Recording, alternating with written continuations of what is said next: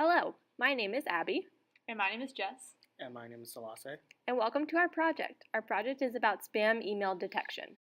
In this project, we will examine the performance of neural networks and models to predict whether an email is spam or not. We will be using pattern recognition and classification using mathematical models formulated in MATLAB. Abby has contributed to the PowerPoint, Abstract, Literature Review, and MATLAB code. Jess has contributed to the Abstract, Literature Review, and MATLAB code. And Salase has contributed to the Abstract, Literature Review, and MATLAB code. Now, what's the point of this? Glad you asked. We know it could be sometimes annoying or overwhelming when you open up your email and find all these messages that are not really relevant to you at the time.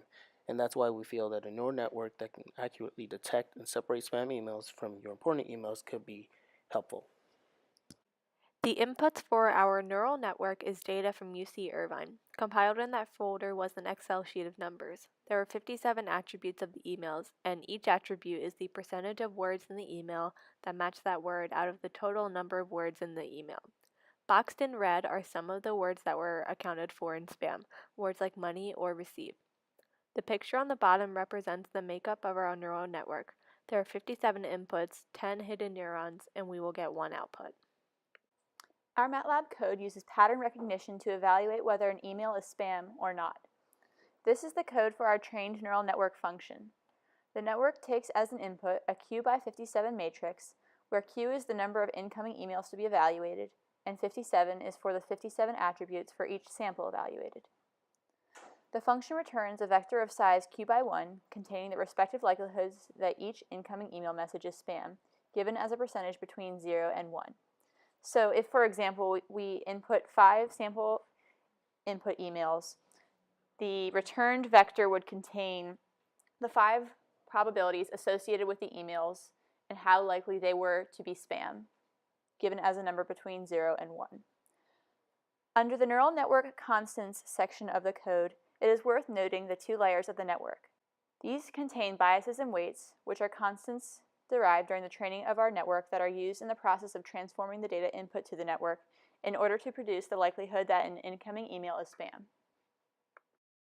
This shows the rest of our code. The logsig function evaluates the numbers from -1 to 1 and keeps going until infinity. Our code is using the sigmoid positive function because it is outputting a number from 0 to 1 rather than from -1 to 1. Now we have algorithm training. We input our dataset containing 57 attributes and output values. These inputs and outputs were split into a training, validation, and test set to determine the weights and bias that will be used in a neural network architecture to evaluate future emails. Based on the results from our confusion matrices generated during training, we concluded that the neural network could accurately determine spam emails. In the upper left corner of the screen, you can see a diagram of our information flow. At the start of the filtering process, an incoming email is sent over the internet to the recipient's mail server. The email's attributes are processed through the neural network. Then, based on the neural network's output, it will make a decision.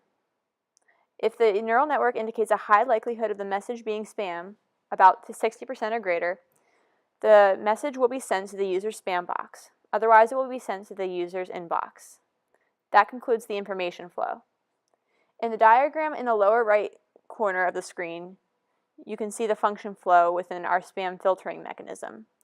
Our inputs include 57 attributes of the sample we wish to determine is spam. These are sent into our neural network, which uses preset weights and biases, a sigmoid transfer function, and a sigmoid symmetric transfer function to produce an output that is the likelihood that an incoming email is spam, given as a percentage between 0 and 1. Now we move over to the SOLIDWORKS design. This contains 2 servers and a computer. The first server is the general company server. Then the emails then move from there into the email server, where the algorithm then categorizes all the emails and sends them to the computer, making sure that the spam emails do not make it into your inbox folder.